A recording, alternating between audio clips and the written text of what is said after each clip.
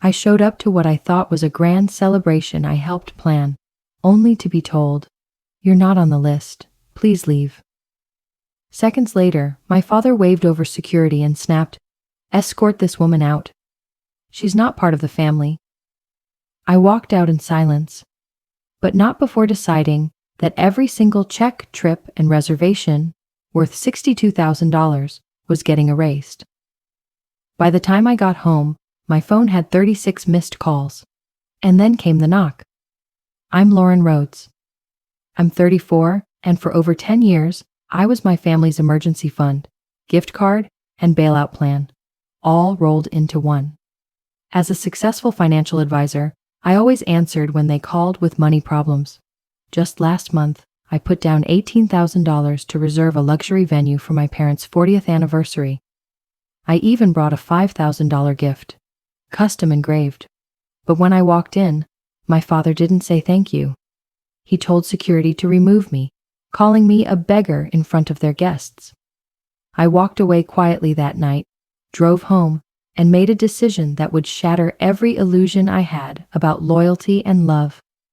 Growing up as the middle child between my golden child, older sister Amanda, and my spoiled younger brother, Eric was like existing in the shadows.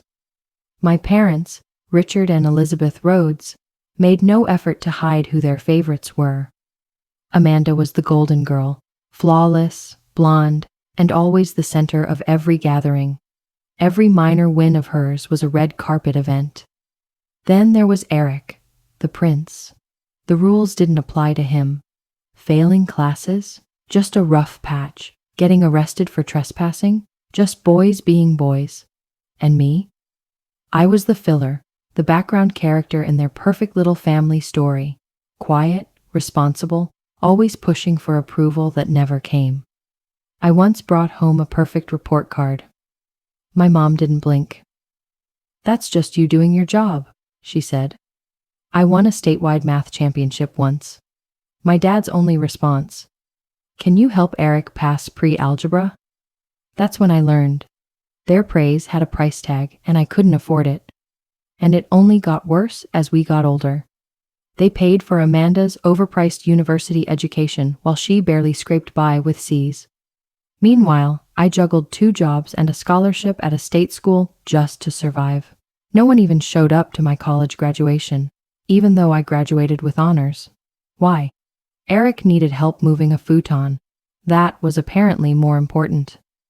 After school, I worked 70-hour weeks at a financial firm. No handouts, no favors, just sweat and survival. 5 years later, I opened my own firm. From scratch. I tapped into tech investments right as Seattle exploded, and by 30, I was clearing more money than I knew what to do with. That's when the leeches called. More often, more urgent. "Honey, your dad cut his hours. Just a little help with the mortgage for now?" The way she said just like it was a casual lunch tab, one just this once turned into a year. Then I realized I was paying their whole mortgage. Eric? Oh, he needed startup capital for a taco truck. He ghosted the business 3 months in. Then came his app idea. It never made it off a napkin sketch. Third try? A coffee shop. He got bored and closed it before the Yelp reviews could even roll in. Amanda's wedding? A financial hostage situation. I was maid of honor and somehow expected to fund an entire Vegas weekend for 8 women I barely knew. I told my mom I couldn't swing it. She looked at me like I kicked a puppy. "Don't ruin your sister's only wedding over money. Don't be selfish." It became obvious. I wasn't family. I was funding. If there wasn't a bill to be paid, I wasn't invited. Last Christmas, I found out that they went to Aspen without me. I called my mom. "Oh honey, you're always working. We figured you'd say no."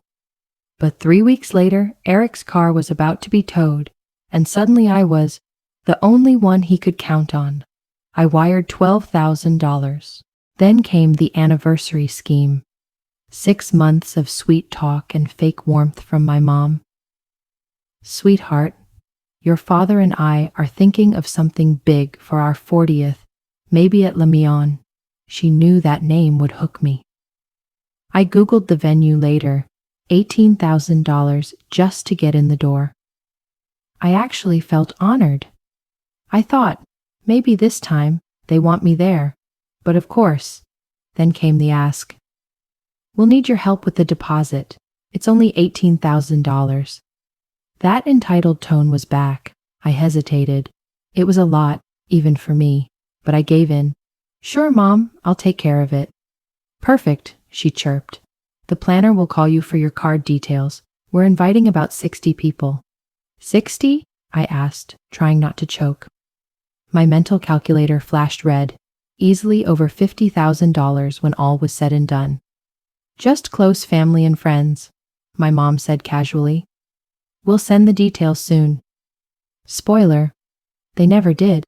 Every time I followed up, they brushed me off. You're busy, sweetheart. Just let us handle it. That should have been my first red flag. 2 weeks out, I texted Amanda to ask what the dress code was. Her response? Oh, I didn't think you'd actually come. Excuse me, I was the one footing the bill. I paid for this thing, remember? I said, trying to mask my confusion. Oh right, it's formal. Black tie, she mumbled, and quickly moved on. I hunted for the perfect look. Settled on a black Valentino gown that cost more than someone's rent. And because I'm me, I got them a matching set of Philippe watches. $5,000. Something Dad always wanted, but could never justify. April 24th. I kept telling myself, maybe this time will be different. Maybe this time they'll treat me like a daughter, not a donor. I was wrong. That Saturday was one of those rare golden Seattle spring days. I booked a stylist, hair, makeup, the whole thing. If I was showing up, I was showing up flawless. Loose waves, subtle contour, green eyes popping. Even my mom once said they were almost pretty.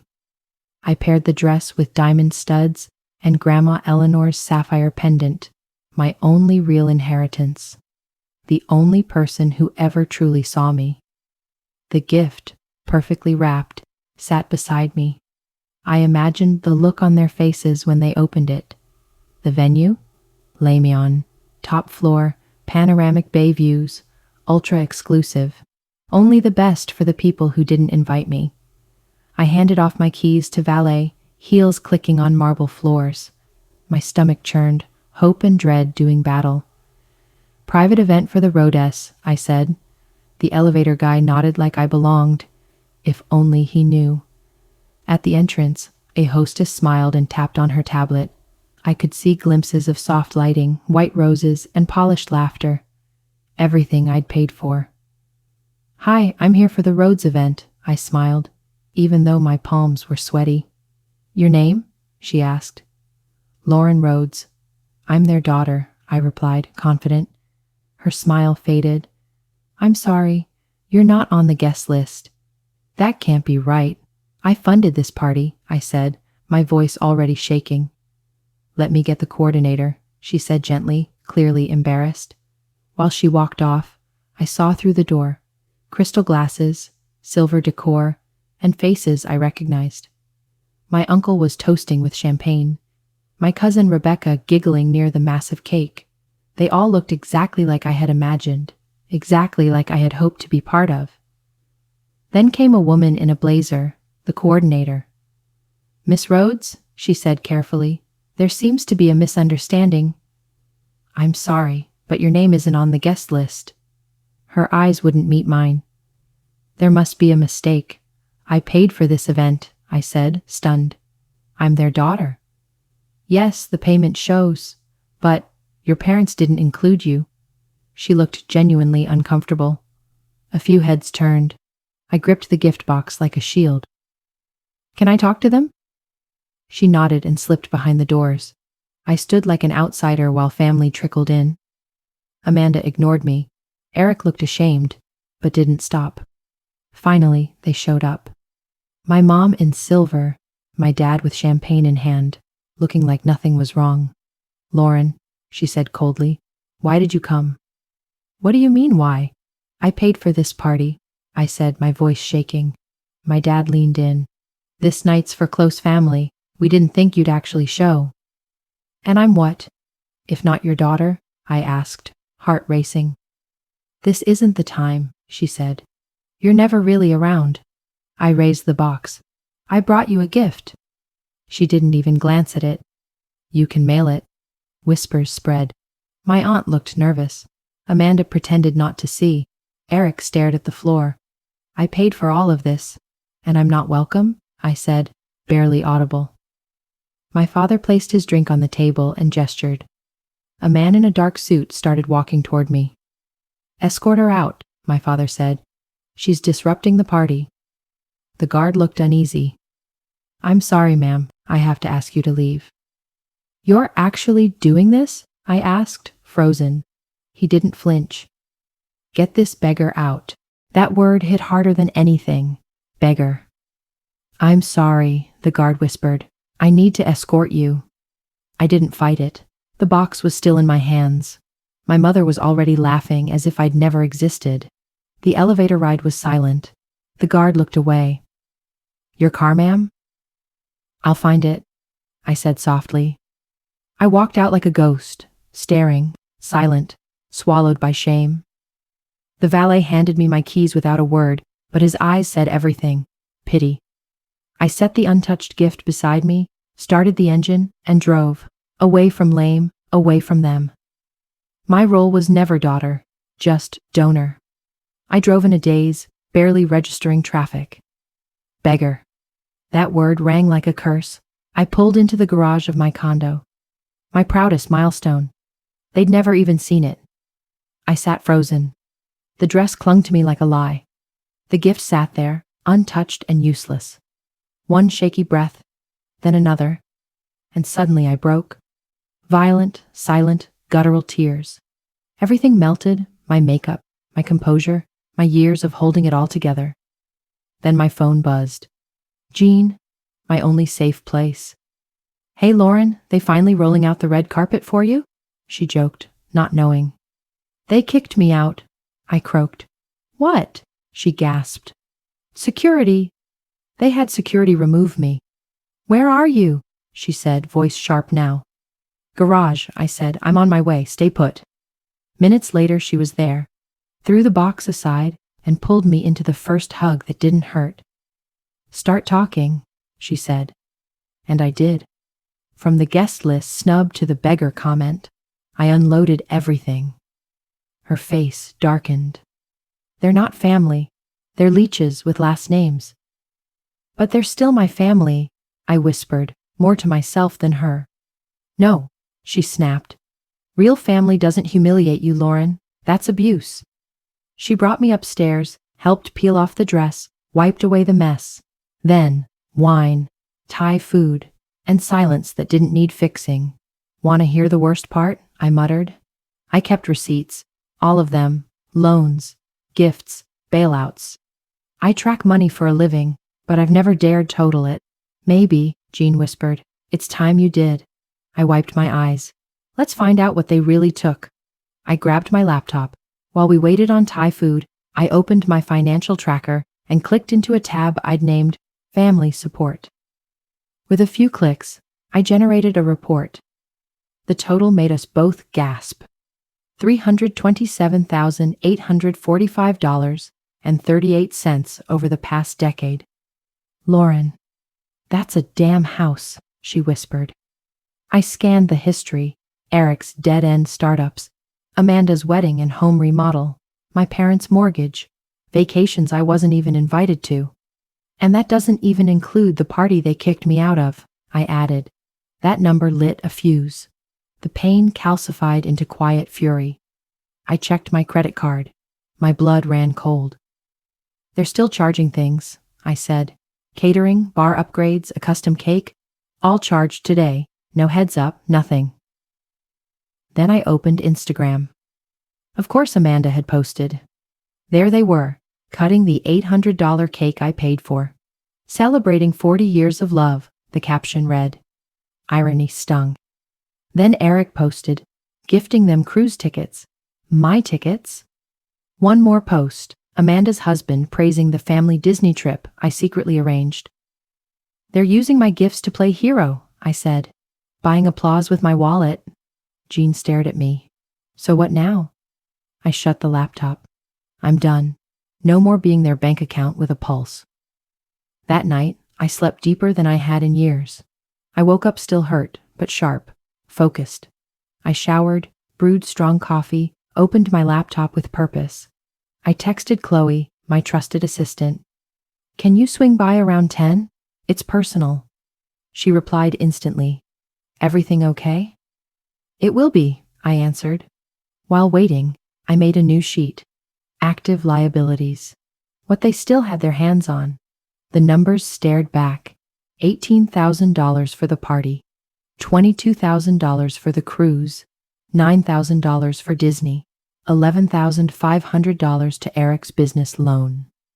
$8,000 for mom and dad's club. Total exposure, $62,000. And counting. I kept staring at the number, heart pounding.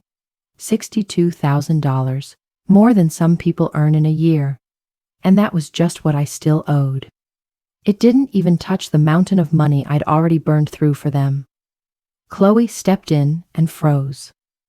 Lauren, what the hell happened?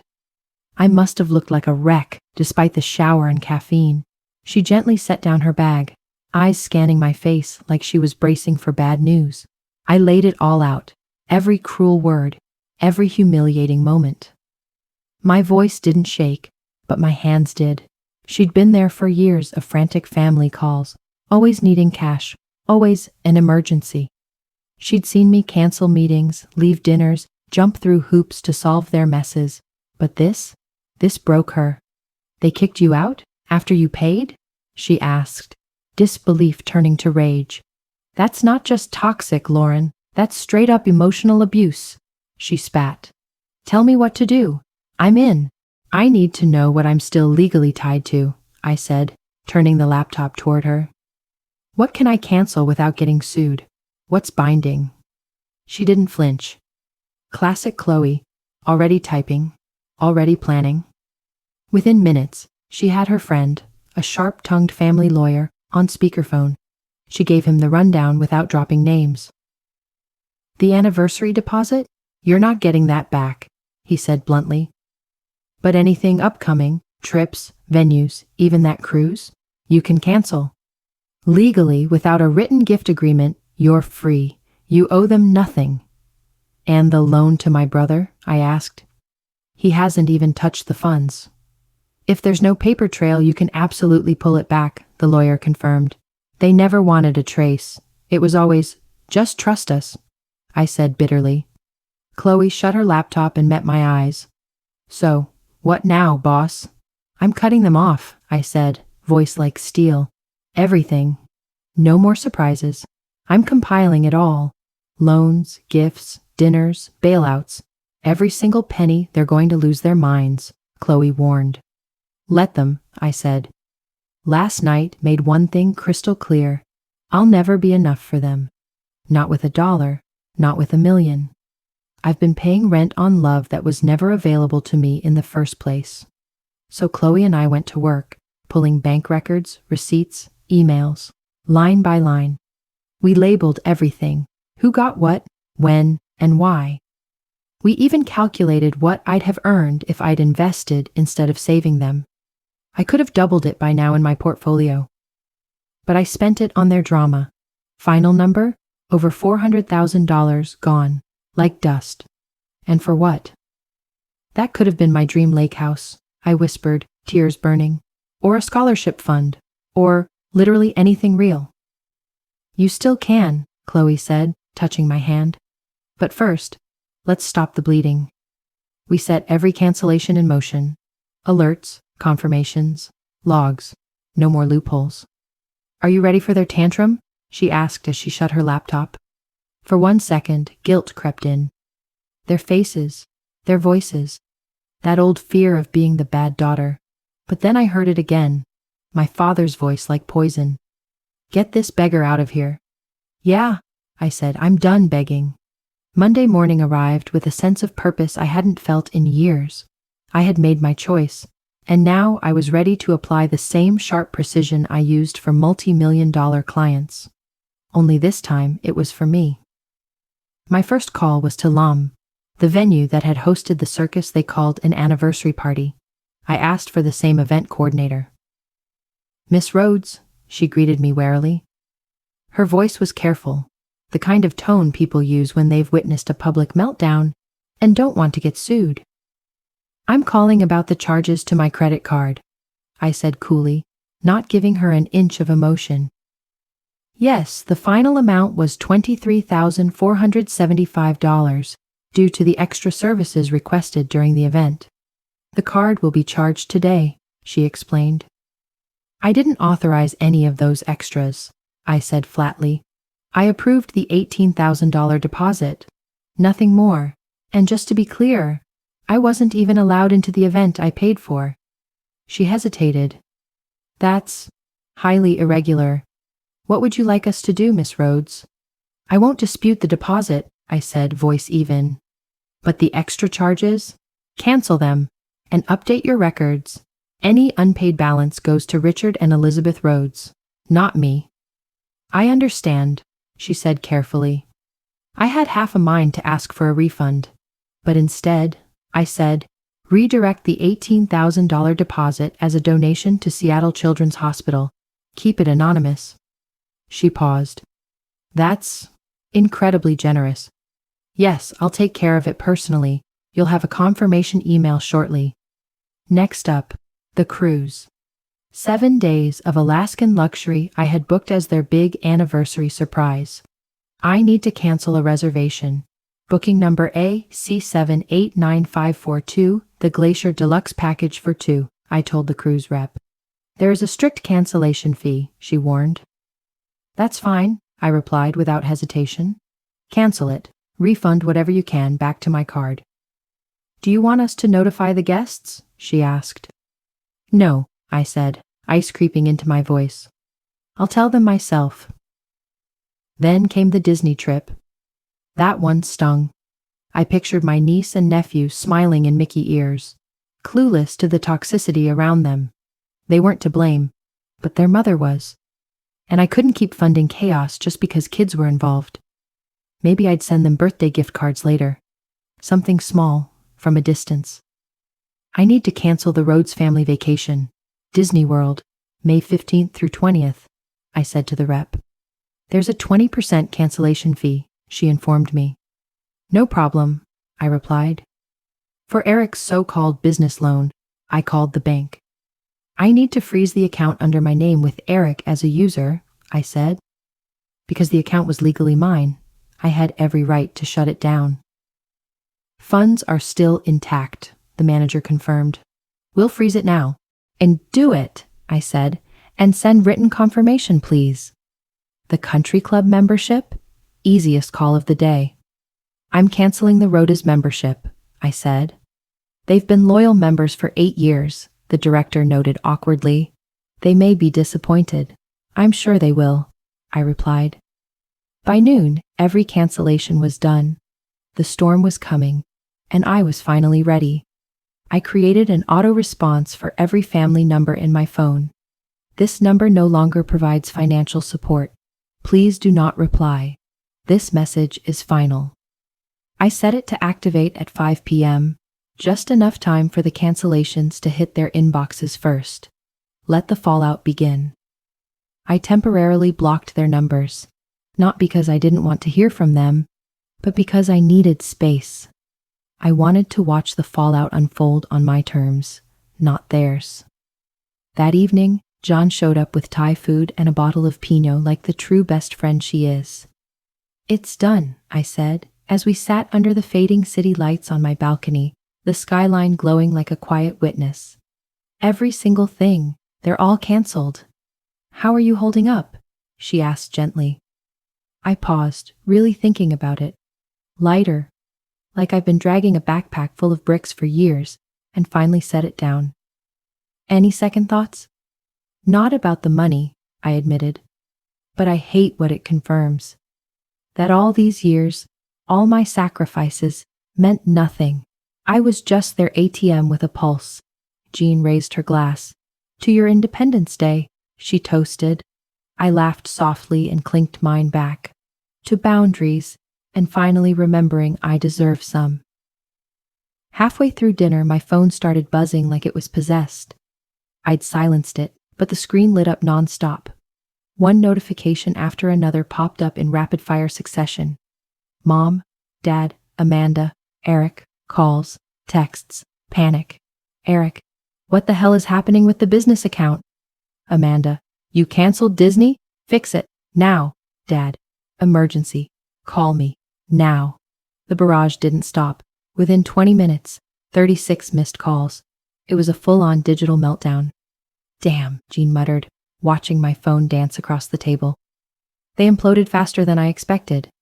Oddly enough, I felt calm, maybe even vindicated. You gonna respond? She asked. I shook my head. Not tonight. Let them sit in that silence they used to throw at me.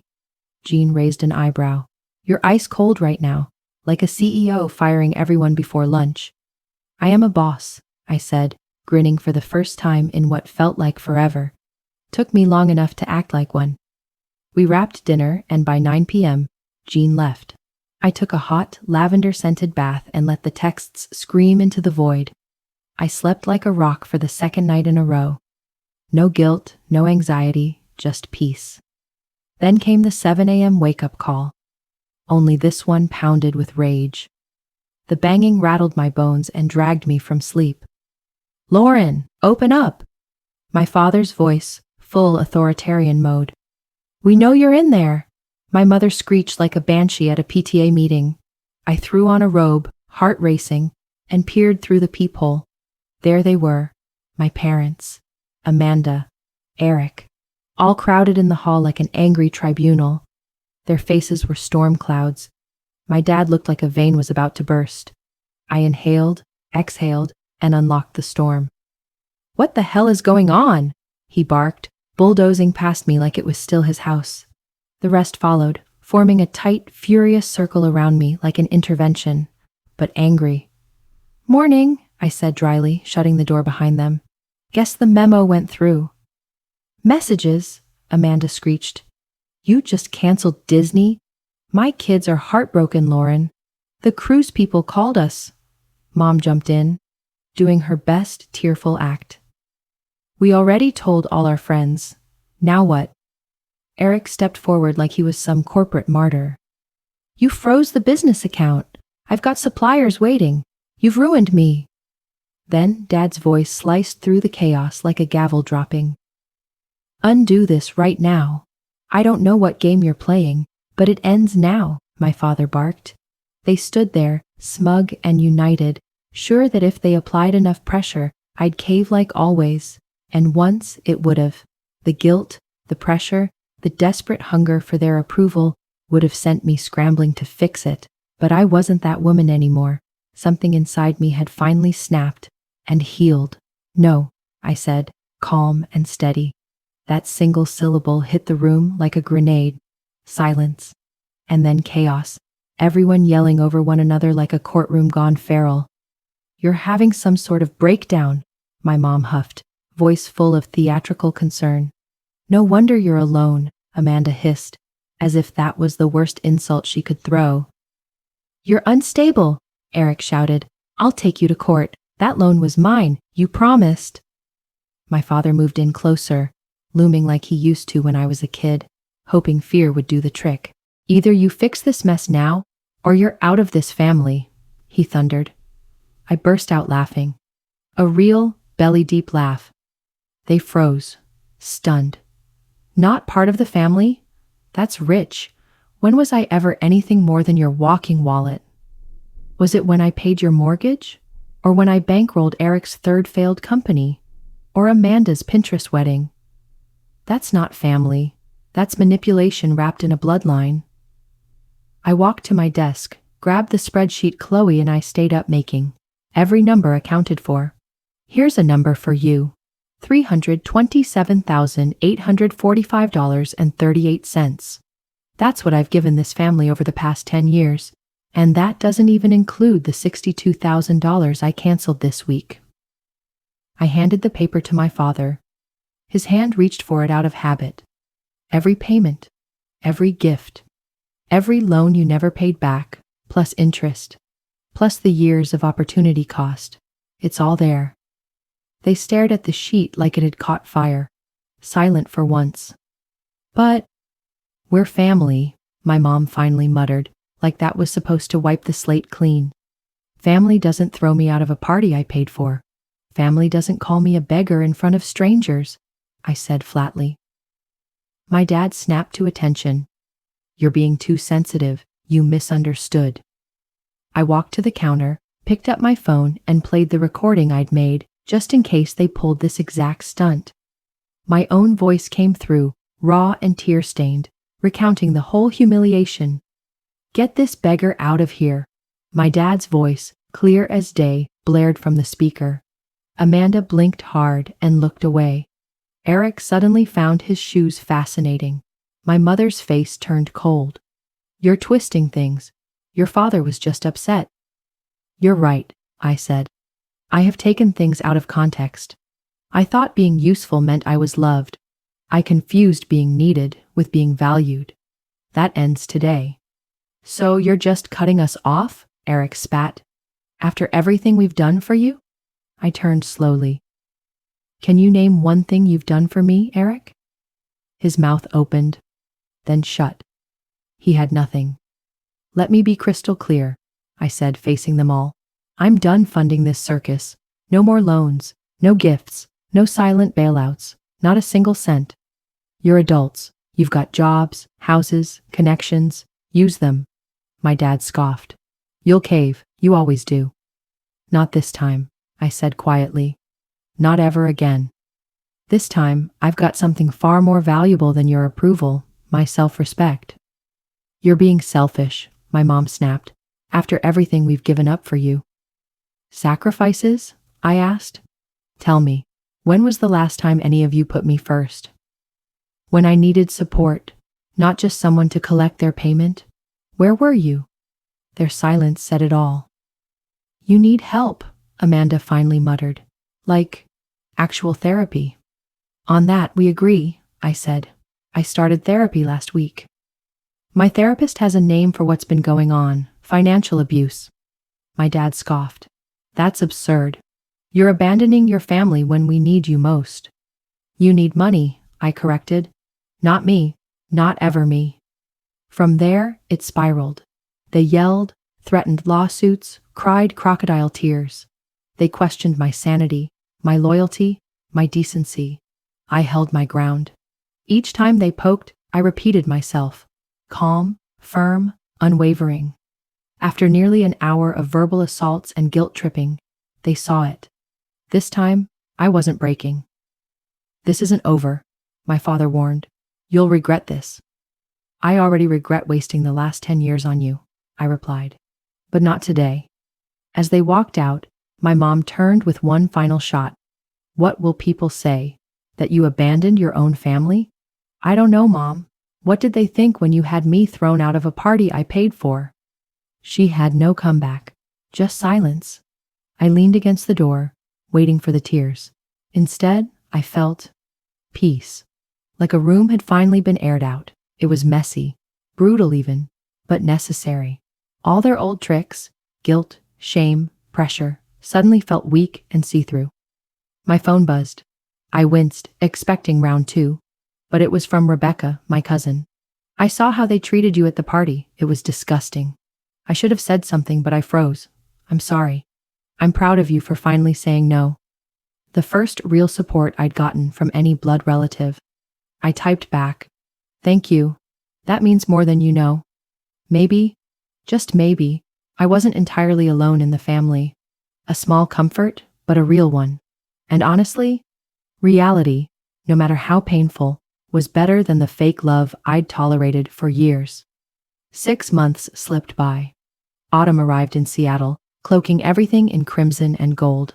The chilly breeze mirrored the clarity I felt deep inside. The days after that showdown weren't easy. My family didn't give up easily. They tried everything to wedge themselves and their needs back in.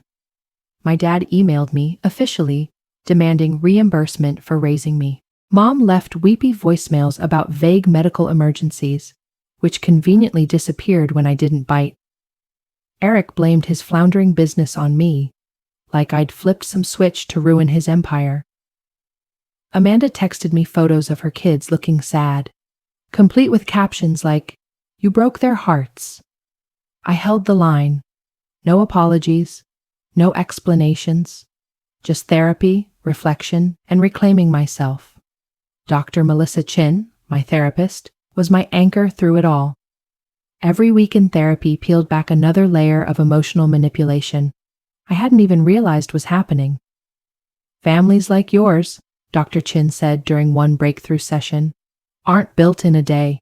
They're engineered, reinforced, passed down like heirlooms. You were cast as the provider early on, and they never let you forget it. Breaking out isn't just about saying no, she added. It's about holding that no when they come at you harder than ever. And come at me they did, like a storm I'd spent my life bracing for. Suddenly, distant cousins I hadn't heard from in years were texting me guilt-laced messages. Family friends called to say my parents were heartbroken and that I needed to make things right. I didn't explain. I didn't justify.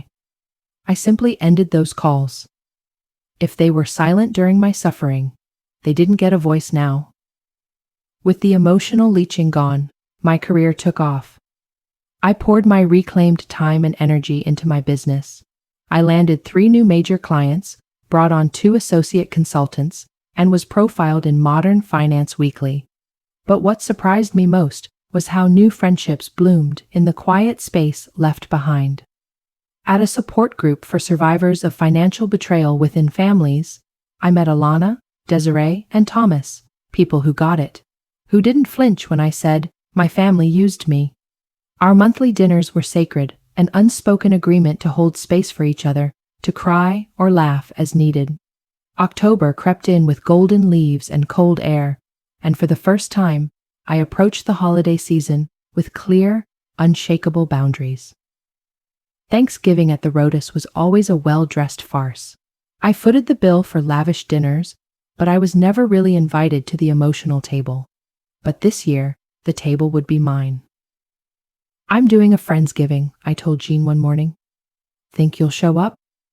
She grinned. "I dare you to try and keep me away."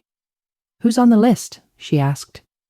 "Alana, Desiree, Thomas, a few work friends, Chloe and her husband, and Rebecca, my cousin. Remember her?" Since her first text after the party, Rebecca and I had started slowly rebuilding something resembling trust. She told me my parents had carefully cultivated this image of me as cold, greedy, emotionally distant.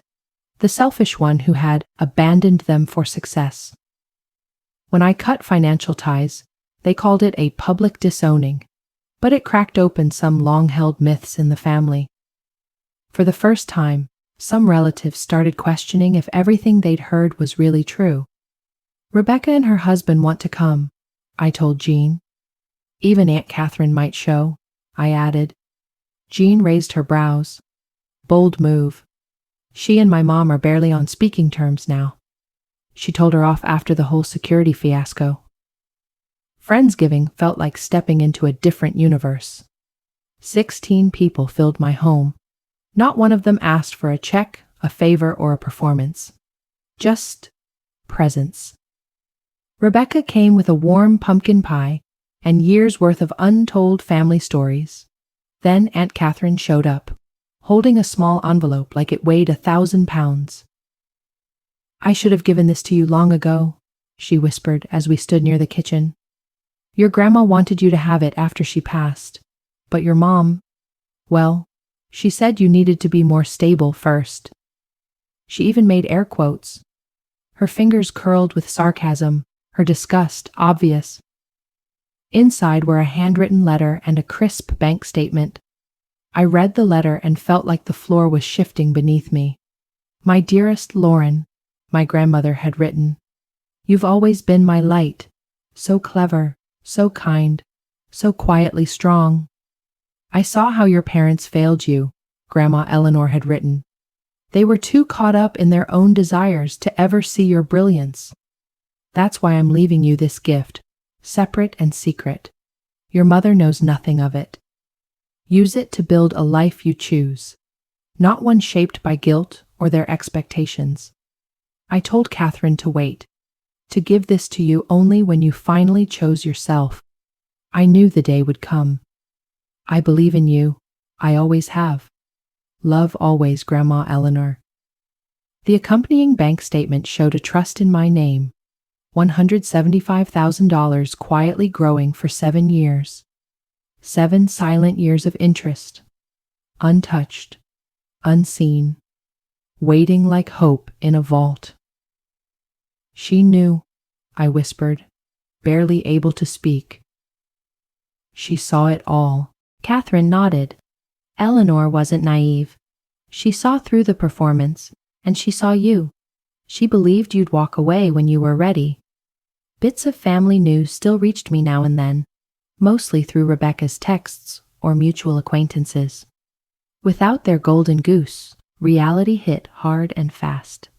My parents sold the big house and moved into a modest condo. No more facade of abundance. Eric's newest, brilliant venture had imploded spectacularly without my emergency bailouts. Amanda's dream kitchen became a distant dream. There were costs on my end, too. They made it official. I was disowned. Apparently, my name vanished from their wills. Not that there was much left to claim. My name was scrubbed from conversation, as if I'd never existed. Rebecca told me Mom even took down every photo of me in the house, as if erasing proof would erase me. But what surprised me most? I didn't feel broken, just liberated. I'd spent decades trying to earn a place in a fantasy, a family that had only existed in my desperate imagination. Their love had always come with receipts, transactional, conditional, cold. Then in December, a message from my father pinged into my inbox, stripped of hostility, strangely subdued. It wasn't one of his usual rants, just a few soft words. Your mother and I will be at Westlake Center tomorrow, 2 p.m. If you're free, we'd like to speak. I brought it up with Dr. Chen during our session. What's your gut say? She asked gently. Part of me wants to know what they'll say, I confessed. The other part is terrified it's a trap to pull me back in. That's fair, she said. Let's talk boundaries. What would make it feel safe for you? I thought for a moment. Public location, 30-minute limit, no talk about money, at all. She nodded. That's strong. And if any of that's violated, you walk away, no apologies. So I agreed to go. But this time, I was in control. When I saw them again, they looked smaller, older, dimmed. Dad's arrogance had shrunk. Mom had traded designer chic for department store cardigans. I felt the ghost of old guilt stir in my chest. I inhaled, exhaled, grounding myself as Dr. Chen had taught me. Thank you for coming, my father said quietly, avoiding eye contact. We talked about weather, the city's construction, even a new bakery, everything but the real things. Near the end of our 30 minutes, my mother finally reached out, literally. We miss you, Lauren. I looked her in the eyes. Do you miss me, Mom? Or the lifestyle I gave you? She flinched. Dad cleared his throat but said nothing. We've had to adapt, my father admitted, his voice weary. It hasn't been easy. I'm sure it hasn't, I replied, keeping my tone level. Amanda's kids still ask about you, my mom added, especially during the holidays. I pictured Jackson and Emma, too young to understand the toxicity swirling around them. They can always call. My door's open. To them, I said sincerely. Her smile faded. But not if their parents are excluded, she said, voice tight. My boundaries are still the same, I said steady. I'm willing to reconnect emotionally, not financially, I clarified. They gave each other that look again, the silent alliance I was never part of. My dad sighed deeply. We should get going, he murmured to Mom. He turned back. Just think about what family really means, Lauren. I gave a soft smile. I have. Every single day for the last 6 months. As they walked off, I felt something shift. Their hold on me, emotional, financial, was gone. Not just the money, the fear, the guilt, the hunger for approval, all gone. The approval I'd once begged for didn't matter anymore. I knew who I was, with or without it. That night, I opened my home to something new. A holiday gathering on my terms. Friends, co-workers, my growing chosen family came to celebrate something more than a season. Chloe brought her baby, cheeks pink with cold. Jean surprised us with her engagement ring. Thomas beamed as he shared that his novel had just been picked up by a publisher. I looked around, at people who saw me, not a checkbook, and I felt Grandma Eleanor in the room. She had known I'd make it here. She'd believed in a version of me I couldn't yet imagine. Most of her inheritance still sat untouched, waiting for something worthy. With part of it, I created a foundation offering scholarships to youth who, like me, had lost family but found courage. The rest, I was still saving. For something meaningful, something that honored her faith. My phone buzzed with a text from Rebecca. "Proud of you. You held your line." Eleanor would be glowing. I smiled and rejoined my guests. My apartment glowed with twinkle lights and laughter, reflections dancing across Seattle's skyline outside the windows. This was family. Chosen. Mutual. Built on love, not leverage. The road hadn't been smooth, and I knew more bumps were coming. More tests, more whispers of doubt. But I had finally found something more powerful than validation or control. I had found myself. Have you ever had to set difficult boundaries with family or friends who saw you as an ATM rather than a person? Share your experience in the comments below. If my story resonated, if it gave you a spark, please like, share, and pass it to someone who needs to know they're not alone. And always remember, your value isn't what you give. It's who you are.